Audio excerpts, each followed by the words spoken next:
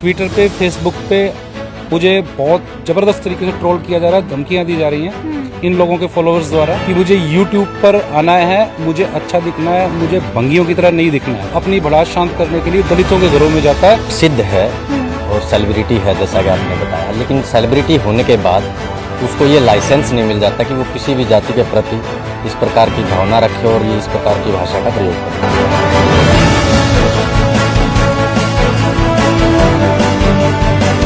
नमस्कार, city 24 channel देख रहे हैं आप और मैं हूं आपके साथ साक्षी सोनी।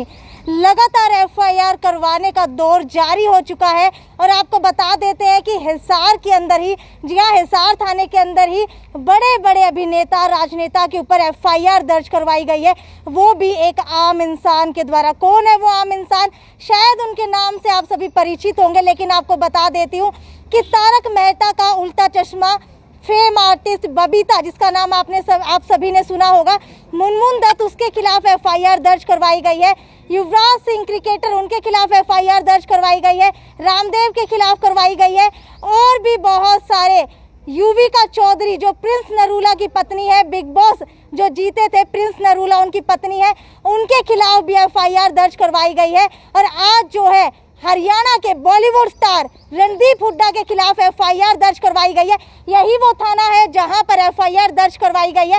और आपको बता देते हैं कि पीछे जो डीएसपी बैठते हैं उनके पास ही एफआईआर दर्ज करवाई है। लेकिन आखिरकार ये सभी एफआईआर एक आम इंसान ने कैसे दर्ज करवा दी और आखिरकार वो इंसान कौन है?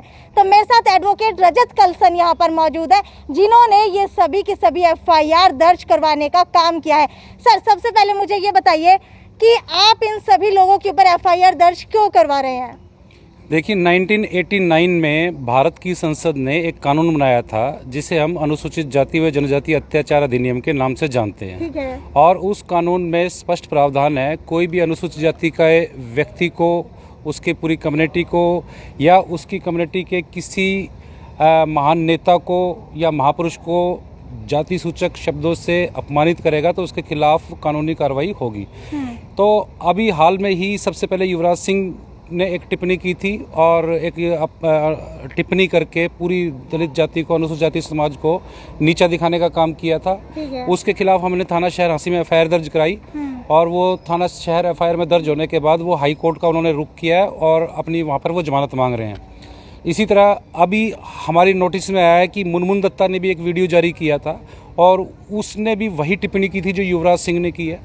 और वो वीडियो वायरल होने के बाद हम तक भी पहुंचा, हमने उसका संज्ञान लिया। संज्ञान लेने के बाद हमने उस वीडियो की सीडी। थोड़ा सा बताएंगे कि मुनमुन जी ने आखिरकार ऐसा कहा क्या था वीडियो के अंदर? मुनमुन जी जो थी, मुनमुन दत्ता उर्फ बबीता जी, उन्होंने एक इंस्टाग्राम पे वीडियो जारी की थी और इंस्टाग्राम पे वीडियो जारी करके उन्होंने कहा था कि मुझे यूट्यूब पर आना है, मुझे अच्छा दिखना है, मुझे भंगियों की तरह नहीं दिखना है। ठीक है। तो इस तरह उन्होंने एक जाति विशेष को डिग्रेड करने का काम किया था, नीचा दिखाने का काम किया था। तो इस बारे में भी हमने थाना शहनासी में उसके खिलाफ एक मुकदमा दर्ज कराया है। और अब करें युविका चौधरी की बात, तो युविका चौधरी ने भी इसी तरह से भंगी शब्द का प्रयोग करते हुए पूरी अनुसूचित जाति समाज को डिग्रेड करने का, नीचा दिखाने का, अपमानित करने का काम किया। उनके खिलाफ भी हमने एफआईआर दर्ज कराई है। आप इस बात को इत्तेफाक समझिए कि पिछले एक साल में ही सारी की सारी घटनाएं हुई हैं और इसके पीछे हमारा कोई और दूसरा इरादा नहीं है। केवल हम जो भारत सरकार ने हमारे लिए कानून बनाया है, हम उस कानून का इस्तेमाल करके अपने हितों की रक्षा करने का काम कर रहे हैं। बिल्कुल। SC/ST एक्ट के तहत, यानी कि अनुसूचित जाति वर्ग या कम्युनिटी के खिलाफ अगर कोई कुछ भी जाति सूचक शब्दों का इस्तेमाल करता है तो एक्ट के तहत उनके ऊपर कार्रवाई हो सकती है और एफआईआर दर्ज करवाई जा सकती है। अब बात कर लेते हैं जो काफी दिनों से चर्चाओं में बने हुए रामदेव बाबा। जी हाँ, पतंजलि के आयोजक, जिनको आप सभी जानते होंगे, पतंजलि के ब्रांड के नाम से फेमस है, योग के नाम से फेमस है रामदेव बाबा, उनके खिलाफ भी एफआईआर दर्ज करवा दी है। हालांकि इतना बड़ा हौसला आया कहाँ से? क्योंकि आरएसएस या फिर बीजेपी के किसी भी नेता अभिनेता के खिलाफ अगर एफआईआर दर्ज करवाई जाती है तो कहीं ना कहीं जो उनकी एफआईआर है वो दर्ज नहीं हो पाती। मुझे ये बताइए, रामदेव जी के खिलाफ क्या एफआईआर दर्ज करवाई है और उन्होंने क्या कहा था और क्या आपकी एफआईआर दर्ज की गई? मैं आपको थोड़ा दुरुस्त करना चाहूँगा। इस मामले में पुलिस ने एफआईआर दर्ज नहीं की थी रामदेव के खिलाफ। हमने उनके खिलाफ हिसार की कोर्ट में केस किया है, जिसमें बाबा रामदेव जो है अपने वकील के मार्फत पेश हो रहे हैं। उनके खिलाफ आरोप ये है कि उन्होंने एक प्रेस कॉन्फ्रेंस की थी। उस प्रेस कॉन्फ्रेंस में बाबा रामदेव ने ये राहुल गांधी के बारे में कहा था कि राहुल गांधी जो है वो विदेशी लड़की से शादी करना चाहता है, उसकी माँ सोनिया गांधी उसकी शादी हिंदुस्तानी लड़की से कराना चाहती है।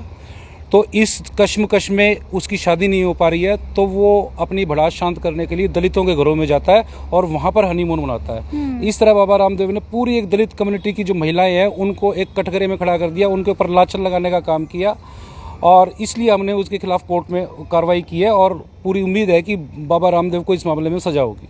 बिल्कुल। अच्छा, मुझे ये बताइए कि जब हम एफआईआर दर्ज करवाने के लिए जाते हैं, कहा जाता है कि एफआईआर दर्ज होना ही बहुत बड़ी बात होती है। जिसके खिलाफ एफआईआर दर्ज करवाई गई उसको पूरे प्रोसेस के अंदर इन्वॉल्व होना पड़ेगा। तो क्या लगता है कि अभी जो आपने मुनमुन दत्ता के खिलाफ एफआईआर दर्ज करवाई है, क्या वो इस केस के अंदर इन्वॉल्व होंगी? क्या यहाँ पर आकर के उनके साथ कोई ना कोई प्रोसेस के तहत कार्रवाई की जाएगी? देखिए, एफआईआर दर्ज भारतीय जो दंड प्रक्रिया संहिता है सीआरपीसी, उसके तहत एफआईआर दर्ज होती है, और जिसके खिलाफ एफआईआर दर्ज होती है कानूनन उसको कानून की प्रक्रिया में शामिल होना पड़ता है।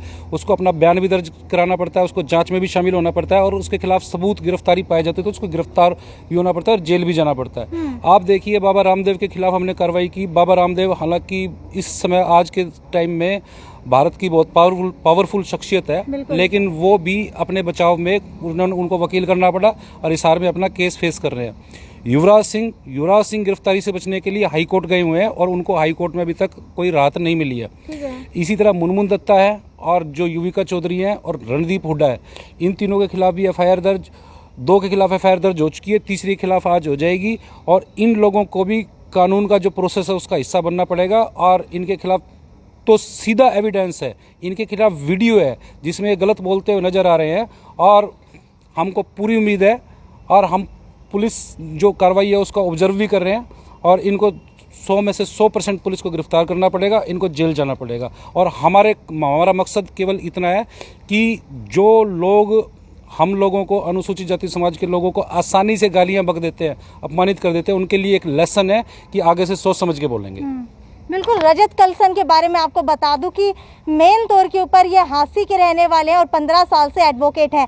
हालांकि रजत कलसन जी, मुझे ये बताइए कि इस तरीके के शब्दों का प्रयोग पहले भी होता था, अभी भी होता है, तो अभी आपके सामने ये वीडियोस कहाँ से आनी शुरू हुई, या फिर एक आप एक्टिविस्ट के तौर के ऊपर इस समाज के अंदर काम कर रहे हैं? देखिए, सबसे पहले जो कानून बना 1989 से पहले इस तरह की कोई बात होती थी तो उस पर कोई कार्रवाई नहीं होती थी, क्योंकि कानून ही नहीं था। 1989 में कानून बना, और 1989 में कानून बनने के बाद 2010 के बाद लोगों को उस कानून का पता चलना शुरू हुआ कि इस तरह का कानून भी है। जब से मिर्चपुर कांड हुआ, मिर्चपुर कांड के में हम लोगों ने हरियाणा की हिस्ट्री में पहली बार SC/ST एक्ट में 33 लोगों की सज़ा कराई थी। तब से लोगों को जागरूकता हुई कि हाँ भाई, इस नाम का कोई एक्ट भी है और इसमें सज़ा भी हो सकती है। उस बारे में लोगों की फिर जागरूकता बढ़ी। जागरूकता बढ़ने के बाद लोगों को कानून का पता चला, उसके बाद कंप्लेंट्स बढ़ी और रिपोर्टिंग बढ़ी है। और अब जहाँ तक इन वीडियोज़ की बात है, ये वीडियोज़ हाल में ही जारी किए गए हैं, और हम लोगों ने हाल में ही हमारे संज्ञान में ये वीडियो आए हैं, और हम लोगों को बेहद अपमानजनक लगी ये वीडियो, और आपने इस पे कार्रवाई करना ठीक समझा और हमने कार्रवाई की इस मामले में। बिल्कुल। पहले की बात की जाए प्राचीन समय की, तो कहीं ना कहीं जातियों का इस्तेमाल किया जाता था। छोटी जाति, बड़ी जाति, छोटी जाति के लोगों को मंदिर के अंदर नहीं जाने दिया जाता था, छुआछूत को माना जाता था, दलित माना जाता था। और हालांकि जैसे जैसे हम लोग आधुनिक होते जा रहे हैं, ये सारी चीज़ें पीछे जाती जा रही है, लेकिन अभी भी कुछ लोग इन शब्दों का इस्तेमाल करते हैं। किस तरीके के जाति सूचक शब्दों का इस्तेमाल किया जाता है, हालांकि ये सभी जातियां इंसानों ने खुद बनाई है, ना कि ऊपर से बन करके आई हैं। उसके बाद भी इन सभी को रोकने के लिए हमारे जो हमारे कॉन्स्टिट्यूशन है उसके अंदर भीमराव अंबेडकर जी ने अगर कोई भी अनुसूचित शब्दों का इस्तेमाल करेगा तो उसके ऊपर कार्रवाई की जाएगी। हालांकि इन सभी मुद्दों से हट करके आपको बता देते हैं कि मेरे साथ एक और एडवोकेट यहाँ पर मौजूद और आप लोग जान करके हैरान हो जाएंगे। रणदीप हुड्डा, जिसको आप सभी लोगों ने देखा है फिल्मों के अंदर, हरियाणा के अभिनेता है, हरियाणा के कलाकार है जो मुंबई की बॉलीवुड फिल्मों के अंदर काम कर रहे हैं, जो कि हाईवे जैसी मूवी या फिर कई और जो मूवी है उनकी, उनसे बहुत ज़्यादा फेमस हुए हैं। उसके बाद अब बात कर लेते हैं कि आज उनके खिलाफ इसी पुलिस स्टेशन के अंदर, इसी थाने के अंदर FIR दर्ज करवाई गई है। सर मुझे ये बताइए, रणदीप हुड्डा, सभी उनके ऊपर अभिमान करते हैं कि हमारे हरियाणा का कलाकार निकल करके गया, इतना अच्छा काम कर रहा है, तो ऐसा क्या हुआ कि रणदीप हुड्डा के ऊपर FIR कराने तक की नौबत आ गई? जी देखिए, प्रसिद्ध है और सेलिब्रिटी है जैसा कि आपने बताया, लेकिन सेलिब्रिटी होने के बाद उसको ये लाइसेंस नहीं मिल जाता कि वो किसी भी जाति के प्रति इस प्रकार की भावना रखे और ये इस प्रकार की भाषा का प्रयोग करे। उसने जैसा कि आप सभी उस बात से वाकिफ़ है, एक टॉक शो के दौरान एक जोक सुनाया, डर्टी जोक सुनाया, जिसमें बहन मायावती जो बसपा सुप्रीमो है, जो 4 बार CM रह चुकी है उत्तर प्रदेश की, जिनका जो है दलित समाज ही नहीं बल्कि पूरे देश में एक जो सीनियर लीडर के तौर पे उनको देखा जाता है, जिसके खिलाफ उन्होंने एक बहुत ही अभद्र जोक सुनाकर, बहुत ही अश्लील जातिवादी उनके कलर को, ब्लैक सांवले कलर को मतलब टोकते हुए, हाईलाइट करते हुए उन्होंने एक चुटकुला सुनाया, जोक सुनाया, जिसको हमने सुना, मेरे साथ जो लोग थे उन्होंने सुना और पूरे देश ने उसको सुना, बहुत लाखों लोगों ने उसको सुना। और सर अगर बता सकते हैं तो क्या बता सकते हैं कि जो किस बारे में था, हल्का सा ब्रीफ कर सकते हैं? वो मेनली तो बहन जी के बारे में था, जो बहन मायावती जी है उनके बारे में था, उनके कलर को लेकर था। मैं उतना वो अश्लील है उसको मैं पब्लिकली सुना नहीं सकता। ठीक है, तो इस प्रकार से हमें बहुत ही अपमानित महसूस हुआ और हमने उसके लिए एक फॉर्मल FIR के लिए एक कंप्लेंट दी SP साहब, हिसार के SP जो थे, और आज की डेट में हमें पूर्णतः विश्वास है कि उस पर FIR हो जाएगी और जो उनको शामिल तफ्तीश किया जाएगा। तो क्या FIR अभी दर्ज कर ली गई है या फिर DSP ने क्या कहा है? अभी तक तो देखिए इस पर FIR नहीं हुई है, लेकिन हमें कानून पर विश्वास है, यहाँ की व्यवस्था है, जो प्रशासन है उन पर पूर्णतः विश्वास है कि इस प्रकार के मामलों में वो शिकायत आने पर FIR दर्ज करती है और उनको शामिल तफ्तीश करती है। ठीक है सर, कई बार होता है कि बॉलीवुड जैसी अभिनेत्रियाँ या अभिनेता जिनके खिलाफ FIR दर्ज करवाई जाती है, वो लोग इसको हल्के में लेते हैं कि क्या हुआ, पुलिस से सेटिंग की और हो गया रफा दफा। क्या लगता है इन मामलों में भी ऐसा ही होगा? नहीं, अब वो बात नहीं है। वो पहला दौर ऐसा होता था जिसमें जो है इस प्रकार का हो जाता है। मैंने पहले भी कहा कि उसको अगर सेलिब्रिटी है, अगर वो बड़े ओहदे पर भी है, तो उसको ये लाइसेंस नहीं मिल जाता कि वो प्रशासन की कानूनी जो प्रक्रिया है उसके बाहर होगा। ठीक है, वो कानून की जो प्रक्रिया में उसको भी शामिल होना पड़ेगा। ठीक है रजत जी, 15 साल से एडवोकेट है, कि लगता है कि इनके ऊपर कार्रवाई की जाएगी? क्योंकि कहीं ना कहीं इस तरीके से हिसार के अंदर FIR दर्ज होती है, मुंबई के रहने वाले हैं, क्या लगता नहीं है कि बहुत ज़्यादा डिफरेंस हो चुका है राज्यों के अंदर भी? देखिए, इस मामले में दूरी मैटर नहीं करती है। आपने देखा होगा कि नीरव मोदी या मेहुल जो है वो विदेश भागे हुए हैं, लेकिन भारत सरकार उनको यहाँ पर लाने के लिए पूरी कार्रवाई कर रही है। तो ये तो भारत की भारत में ही है। अगर पुलिस चाहेगी, पुलिस ईमानदारी से काम करेगी, तो उनको यहाँ पे पहले कानूनी प्रक्रिया है कि नोटिस भेजे जाएंगे, समन भेजे जाएंगे, वारंट भेजे जाएंगे, और फिर भी नहीं आते तो पुलिस के पास अधिकार है उनको वहीं से गिरफ्तार करके यहाँ पर लेके आने का। ठीक है रजत जी, कानून के हिसाब से अगर इस थाने के अंदर FIR दर्ज करवाई गई है तो क्या उनको यहाँ आना पड़ेगा या फिर मामला वहीं ट्रांसफर कर दिया जाएगा? नहीं, मामला जो है वो इसी थाने में चलेगा। किसी एक्यूज्ड, किसी दोषी की मर्जी से उसकी मर्जी के स्थान पर इन्वेस्टिगेशन को ट्रांसफर नहीं किया जा सकता है। ये सुप्रीम कोर्ट का सेटल्ड लॉ है। तो ये इन्वेस्टिगेशन यहीं के थाने करेंगे और यहीं पर उनको आना पड़ेगा और जो भी कानूनी प्रक्रिया है उसमें जांच में शामिल होना पड़ेगा। क्या महिलाओं के लिए कुछ ऐसा होता है कि महिलाओं को दिक्कत ना हो इसीलिए कई बार ट्रांसफर कर दिया जाता है केस? वो केवल जो हस्बैंड वाइफ के केस होते हैं, 498 वाले केस होते हैं, दहेज उत्पीड़न के केस होते हैं, उसमें महिलाओं को विशेषाधिकार दिया हुआ है कि महिला अपने निवास स्थान पे उक्त केस को ट्रांसफ़र करा सकता है। लेकिन ये मामले अलग हैं, वो मामले अलग हैं। ये कॉग्निजेबल गंभीर नेचर के मामले हैं जो हमने दर्ज कराए हैं, और वो मामले जो हैं वो नॉन कॉग्निजेबल नेचर के हैं। ठीक है, आखिरी सवाल पूछना चाहूँगी कि एक आम आदमी कभी भी ये नहीं सोचता कि इतने बड़े राजनेता, अभिनेता, क्रिकेटर, बाबा रामदेव जैसे लोगों के ऊपर FIR दर्ज करवाई जाए। आपने हौसला रखा और उस हौसले को जो है कामयाब करने का भी काम किया है, लेकिन क्या कहीं ना कहीं डर लगता है कि अगर इन लोगों के खिलाफ FIR दर्ज करवाई जाएगी, हम हिसार के रहने वाले हैं, तो ये लोग कहीं ना कहीं पुलिस के साथ मिल करके हमारी नौकरी ना छिनवा दें या फिर हमें गिरफ्तारी या कुछ ऐसे केस के अंदर ना फंसवा दें? क्या कभी ऐसा लगता है? देखिए, हम लोग मानते हैं कि जिन लोगों के खिलाफ हमने FIR दर्ज कराई है वो बहुत मजबूत, ताकतवर, पावरफुल लोग हैं, लेकिन हम लोग इस केस का पूरा फॉलोअप करेंगे। अगर हमको लगेगा कि पुलिस ईमानदारी से जांच नहीं कर रही है या पुलिस दबाव में है, तो हम इस मामले में कोर्ट की इंटरफेरेंस मांगेंगे और कोर्ट की ऑब्जर्वेशन में इसको इन्वेस्टिगेट कराएंगे। और जहाँ तक डर लगने की बात है, ट्विटर पे, फेसबुक पे मुझे बहुत ज़बरदस्त तरीके से ट्रोल किया जा रहा है, धमकियाँ दी जा रही हैं इन लोगों के फॉलोअर्स द्वारा। और इस मामले में कुछ कमेंट्स जो हैं बेहद ऑफेंसिव हैं, जो आपराधिक प्रवृत्ति के, उस मामले में हम कार्रवाई भी करेंगे। हालांकि मैं बता दूं, मैं पहले भी 7-8 साल पुलिस सिक्योरिटी में रह चुका हूं और इनके बाद जो है खतरे की डिग्री थोड़ी बढ़ गई है। अब हम पुलिस से सुरक्षा की मांग भी करेंगे।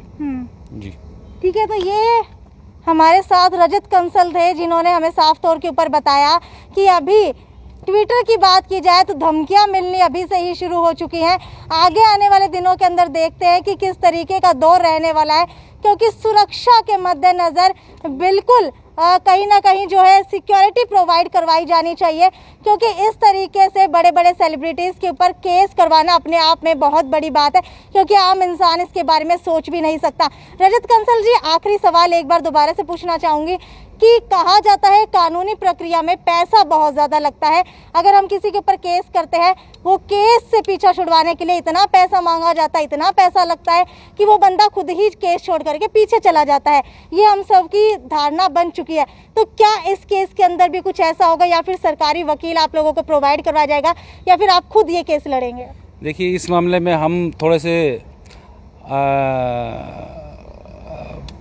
फ्रंट फुट पे इसलिए एडवांस्ड सिचुएशन में है कि हम लोग खुद वकील हैं और ज़्यादातर पैसा जो खर्च होता है वो वकीलों पर होता है। बिल्कुल। तो हम लोगों का वो पैसा बच जाएगा। पुलिस को हमें कुछ देना नहीं है, ना हम कभी देंगे पुलिस को, ठीक है। क्योंकि पुलिस को जो ड्यू एक्शन है, हम पुलिस से केवल वही कराना चाहते हैं। पैसे जो दिए जाते हैं वो गलत काम कराने के लिए दिए जाते हैं, हम कोई गलत काम नहीं करा रहे हैं।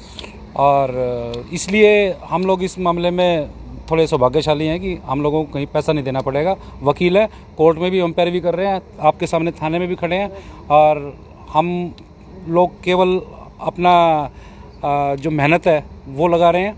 और थोड़ा ये भी कह सकते हैं हम लोग थोड़ा रिस्क भी ले रहे हैं, क्योंकि इस मामले में हर तरह के खतरे होते हैं। बिल्कुल, डर के आगे जीत है।